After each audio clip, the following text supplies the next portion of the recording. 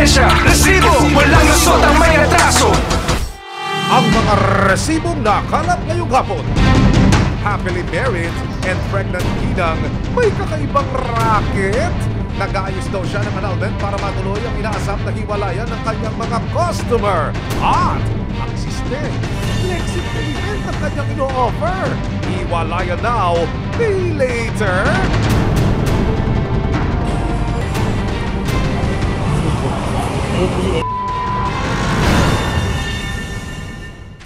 Dalawang dalagitang edad 13 at 14 years old nakipag-meet up sa mga chatmate pero ang friendly date naawi di umano sa pang-abuso ng hindi lang isang lalaki kundi tatlo. Pasok na kayo, pasok.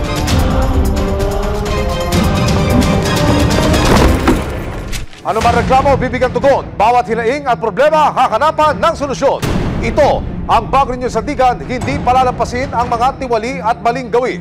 Dito, walang ligtas sa kabusado at lalong walang lusot ang may atraso. Dahil ang lahat, hahanapan natin ang resibo. Magandang hapon, ako po si Emil Sumangil. Mabilisang annulment papers sa presyong paluwagan lang dahil walang pambayad ng isang bagsakan. Pumayag ang biktima sa payment scheme na patak-patak lang pero nang ipa-verify sa korte ang lahat pala ng dokumentong ibinigay sa kanya, peke!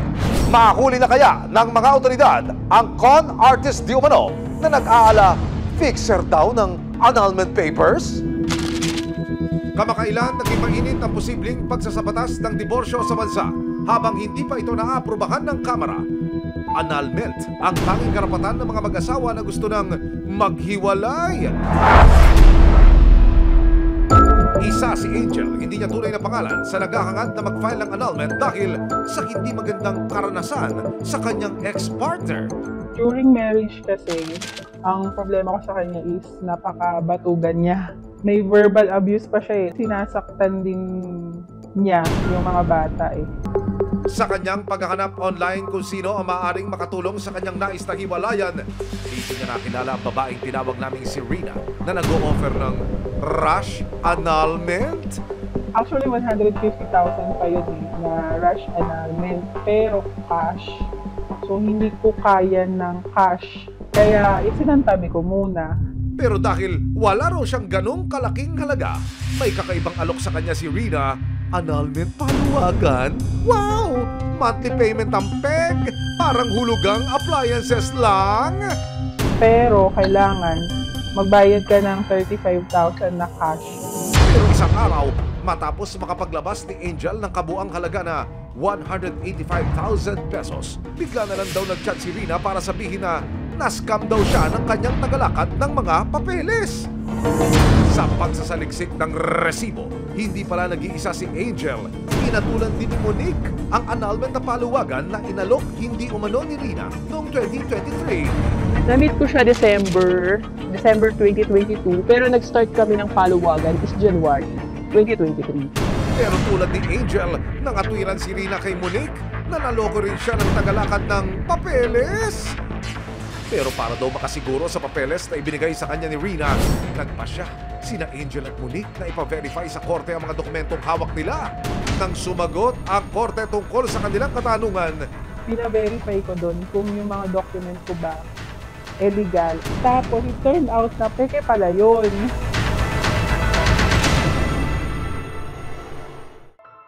susunod! Plano sana na makapagsimula kami ng mga bata ng fresh start. Parang nagsisimula ka ulit.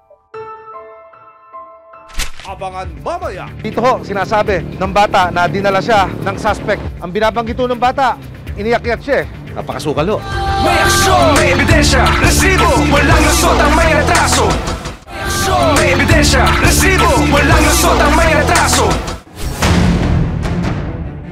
Dalawang ginang na sina Angel at Monique kumagat sa annulment paluwagan na offer ni Rina. Hindi niya tunay na pangalan. Nakipa-verify sa korte kung legit ang annulment papers na nilakad daw ni Rina.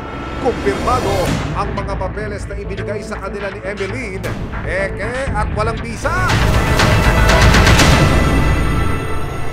nung time na na-scam kami, parang na-disappoint ako kasi syempre, malaking pera yun eh. Saka yung, alam mo yung length ng hinintay namin, nakala namin anal na, which is hindi pa pala. Yung mga plano sana na makapagsimula kami ng mga bata ng fresh start. Parang nagsisimula ka ulit.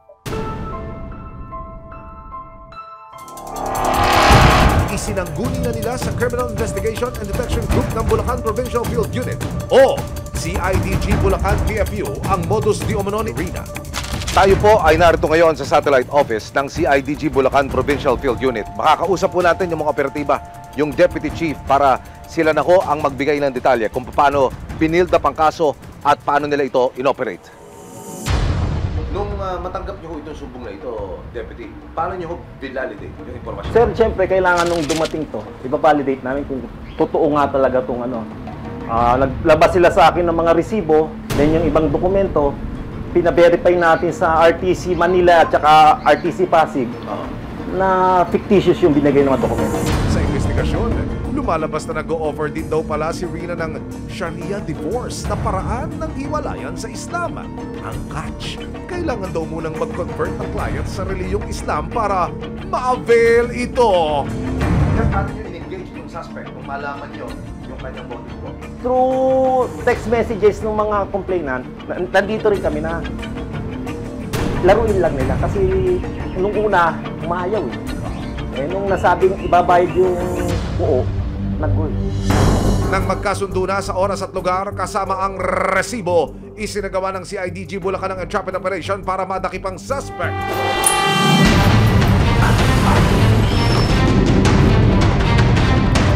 Ang game plan kasama ang isang police agent.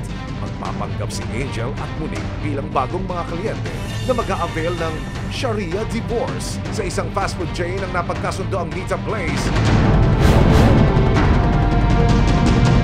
Matapos ang mahigit isang oras na paglilitan,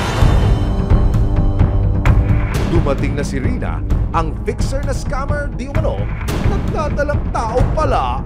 Kasama rin niya ang isang batang babae na kanya raw palang anak. Bakit naman idinamay pa ang mga bata, ma'am? Susunod, makalipas ang wala pang isang oras na pag-uusap,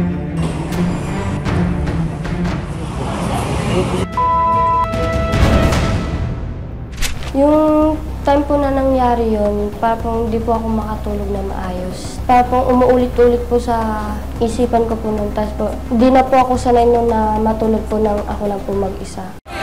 May ebidensya, resibo, walang lusot ang may atraso. May ebidensya, resibo, walang lusot ang may atraso. isang babae ang nag-aala fixer ng annulment online at ang kanyang offer, annulment ala paluwagan.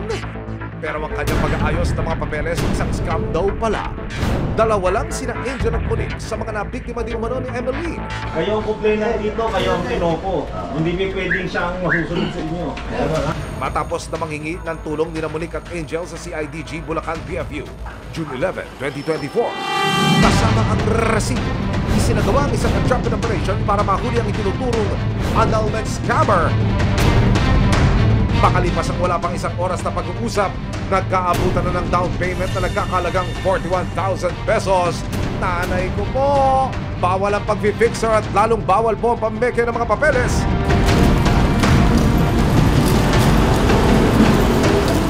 Layo niyo yung bata, layo niyo yung bata. Ikaw hindi ka naman manahimik kung magbuhat sa balak ito. Ano man ang sasabihin, hindi maaaring gamitin pabor o laban sa'yo. Matapos mabasakan ng kanyang mga karapatan, dinala na ang suspect sa custodial facility ng Bulacan. Dito, kinumpronta na ni na Angel at Monique si Rina. Inubos na yung pasensya ko, diba? Sinabi ko sa'yo, pinigyan ka hanggang next week. Gawin mo ng paraan yan, or papakulong ka na. Nang makapanayam ng resibo ang suspect, depensa niya. Ito yung mag-check talaga. Siyempre, wala naman pong naniniwala eh. Alam mo na fake yung binigay mo dokumento. Kasi yun nga, yung February na na nalaman ko po na po, ginagawa ko naman pala. Bakit hanggang ngayon ginagawa ko? Hindi na po siya, Sharia po yun. Isa ko sa nagpalabas ng pagpapatunay na peke ang mga papeles ng suspect, ang Pasig City Regional Trial Court. At dito ko sa dokumentong ito, yung certification na kanilang nilabas, 7 dokumento na nakalap o na-recover mula sa suspect ang lumalabas na puro peke, fraudulent at pinirata. Naharap si Rina sa kasong estafa at falsification of public documents. Kung sakaling mapatunayang may sala, maaari siyang makulong ng 6 hanggang 12 taon. Kung kukuha sila na magpoproseso ng kanilang annulment case, yung legit, kailangan mag-verify rin sila kung totoo nga yung taong kausap nila.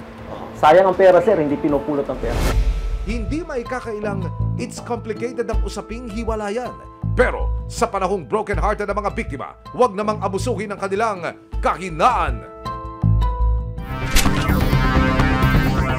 Sa San Isidro, Montalban, 2 dalaga ang nayayang mag-inuman ng isang binatang na-meet nila online. Nang sunduin sila ng binata, kasama pa raw nito ang kanyang pinsan at tiyugin. Habang nagiinuman, bigla na lang daw silang nawala ng malay at nang magising, nakahiga na sila sa kama at di umano'y pinagsasamantala na. Mabigyan kaya ng hustisya ang sinapit ng 2 dalaga? Madaling araw ng Agosto 2023 nang dumating sa opisina ng Barangay San Isidro ang mga magulang ng mga dalagitang sina alias Jenny, 13 taong gulang, at Rica, 14 na taong gulang. Nag-complain po sila, may kasama yung 2 bata. As bouncy officer, pinuntahan po namin. Sumbong ng magkaibigan, Nicolestia raw sila nang magyuhin na sina Wilfredo Bainosa, 55 taong gulang, at Nico, hindi niya tunay na pangalan. Ang pinangyarihan ng insidente, liblib at malayo sa tirahan ng mga dalagita. Ma'am, saan tayo papunta ngayon? Si Chipintor po. Diyan ho nangyari yung krimen. Opo. Ano ba itsura niyan? Para ho maintindihan natin mga kababayan. Yan po yung tambakan ng basura dito. Tinatawag namin landfill. Tambakan ng basura, landfill. Allegedly, sabi ng bata, diyan ho siya dinala. Opo. May mga kabahayan po dyan. Humigit kumulang kalahating oras mula ako sa sentro ng Montalban. Narating ho namin itong lugar ng pintor. Itinuro po sa kanya at ikinuwento kung saan po nangyari yung mismong krimen. At tambakan ho ng basura ito, yung bandang tuktok. Pero itong lugar na ito, umaalingaso na yung amoy basura. Dito ho, sinasabi ng bata na dinala siya ng suspect. Napakasukal ho pa. Mami, halika. Ito. Ang binabanggit ho ng bata, iniyak-iyak siya. Pero nagiba na ho yung hagdan, paakyat. Ito'y parang pigiri ang itsura na inabandona na. Napakasukal ho. Sa gabay ng Violence Against Women and Children Officer ng barangay, inilahad sa amin ni Jenny ang buong pangyayari. Mga bandang 7:40 po, nagsabi po siya sa akin na may nag-aaya daw po sa kanya ng inom. Hindi nakatanggi si Jenny sa pagpilit ng kaibigang si Rica na samahan siya. Dapat po hindi po ako kasama nun. Sinama niya lang po ako para daw po may kasama siya. Napagkasundoan ni Rica at ng lalaking chatmate na si Nico na sa isang convenience store daw sila nito susunduin. Sabi po namin yun, sige po. Pagdating sa pizza place, naking gulat ng magkaibigan na may kasama pang isang lalaki si Nico. Ang isang kanyang tiyugin na si Rene. Hindi rin niya tunay na pangalan. Nagtaka po kami na lumagpas po ng maislap, tapos dumiretso po ng pintor. Nang makarating sila sa bahay ni Wilfredo na kapatid ni Rene, sinalubong daw nito ang mga dalagita at nagyaya ng inuman. Pinainom na po agad kami nun. Mga ganito po. Sa pangatlong tagay, unti-unti na raw ng hina at tawanan ng malay ang magkaibigang Jenny at Rica. Dito na raw walang awang inabuso di umano ng mga lalaki ang 2 dalagita. Nagising po ako noon, nasa kama na po ako, tas may lalaki po dito sa gilid ko, tas may lalaki po sa unahan. Nang magising si Jenny, wala na siya sa bahay ni Wilfredo. Nung pagkagising ko po ulit, nasa baba na po kami. Dinala po kami sa bahay po ng kuya ko. Nakita rin niyang tila tulala na ang kanyang kaibigan. Nalaman ko na lang po yung nangyari sa kanya nung nag-usap po kami sa barangay. Nang makauwi sa kanilang bahay, dito na nila ikinuwento sa kanilang mga magulang ang pang-abuso di umano na kanilang sinapit. Dumiretso kami ng presinto. Kaya pagdating sa presinto, di ko naman alam kung ano din nangyari. Sa kablangko na ako yung mula yung sinabi na yun. Sinubukan pang hanapin ng VAUSI officers at ng mga pulis ang magtiyuhing sina Wilfredo at Rene. Pero napag-alamang nag-exit mode na raw ang dalawa mula sa sitio. Base sa salaysay ni Jenny, si Wilfredo raw ang tila nagbigay ng atensyon at nagpakita ng motibo sa kanya habang nag-iinuman. Isa lang po ang in-identify niyang tao na nang abuso sa kanya. Meron siyang isinalaysay dito na si... pero kasama lang nila uminom. Ang kaibigan ni Jenny na si Rica, pinili raw na hindi na magsampa ng kaso dahil sa takot. Merong message dito tungkol yung para bang hinahabilin niya na yung kaso sa iyo. Ibig sabihin, ayaw na niya sumali sa kaso. Ano ba yan? Ano ba ibig sabihin niya? Sabi niya po, yung sa'yo na nga lang. Sabi ko po, kasama ka. Okay naman na yung akin, sabi niya daw po. Pero dahil sa nararamdamang suporta mula sa mga magulang, si Jenny, buo ang loob na ituloy ang pagsasampa ng reklamo laban kay Wilfredo. Para po, hindi na po mangyari ulit yun. Yung ginawa niya po sa amin. August 8, 2024, formal lang nagsampa ng reklamo sa PNP Montalban si Jenny laban kay Wilfredo. Pumunta nitong August 8 ng alas 3 ng hapon para magsampa ng kaso. April 25, 2024, lumabas ang warrant of arrest laban kay Wilfredo. Ang ating suspect pala dito ay listed as Provincial Most Wanted ng Rizal. Humigit kumulang 1 taon na ang nakalilipas makaraang maganap ang krimen. Kamusta ka na, anak? Yung time po na nangyari yun, parang hindi po ako makatulog na maayos. Parang umuulit-ulit po sa isipan ko po nun. Tapos po, hindi na po ako sanay nun na matulog po nang ako lang po mag-isa. Matapos ang isang buwang paghahanap ng mga operatiba, May 2024, isang tip ang nakuha ng CIDG DSOU sa posibleng pinagtataguan ng suspect. Nung napagtanungan ng ating tropa ay nung binanggit yung pangalan swerte yung ating tropa. Dahil yung tricycle driver, naihatid niya doon sa residence ng ating suspect. June 1, 2024, kasama ang resibo, nagtungo ang CIDG DSOU sa Quezon City para hulihin si Wilfredo. Palabas na kami, palabas na. Parang diskarte. Nakita mo yung mobile. Kanina. May pasok dyan. Pagkanan, pakaliwa. Lakad yun, may kahit dalawa kami dito, Paps. Mauna ako. Para pagka sigurado na kukuhain na, tatawag siya, pasok. Pasok na kayo, pasok. Positive yung sabi. Sa hudyat ng naunang pulis sa lugar, pinasok na rin ng iba pang operatiba ang bahay ng suspect.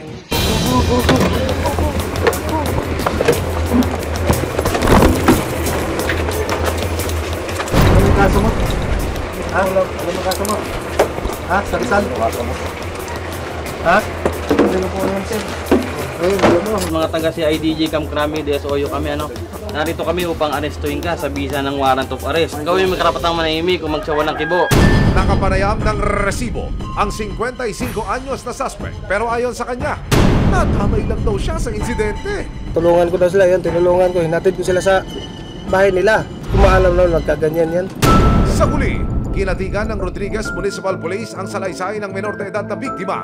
Sakaling mapatunayang nagkasala si Wilfredo, makaharap siya sa 12 taon hanggang 40 taon na pagkakakulong. Sakaling magpasya si Jenny na magsampa ng kaso laban sa kapatid ni Wilfredo na si Rene at kanilang pamangkin na si Nico, tutulungan pa rin daw siya ng Montalban Police. Pwede naman po mamasampa ng kaso kung ito ay babanggitin at sasabihin na siya ay talagang involved doon sa pangyayari. Kapag minor ang victim, mas mataas yung penalty. Kagaya dito, minimum 12 years yung penalty. Lalo na pag minor, dapat mag-ingat tayo pag minor kasi hindi natin alam yung trauma na nagagawa natin sa kanila. Sa pagkakakulong ni Wilfredo, gumaan daw kahit papaano ang loob ni Jenny at kanyang mga magulang. Umaasa ang kanyang ama na ito na ang simula ng patuloy na paghilom ng kanyang anak mula sa madilim na karanasan. Kailangan talaga magkaroon ng hustisya. Kung hindi mo rin i-ano ang hustisya, gagawin pa ng lalaki doon sa iba.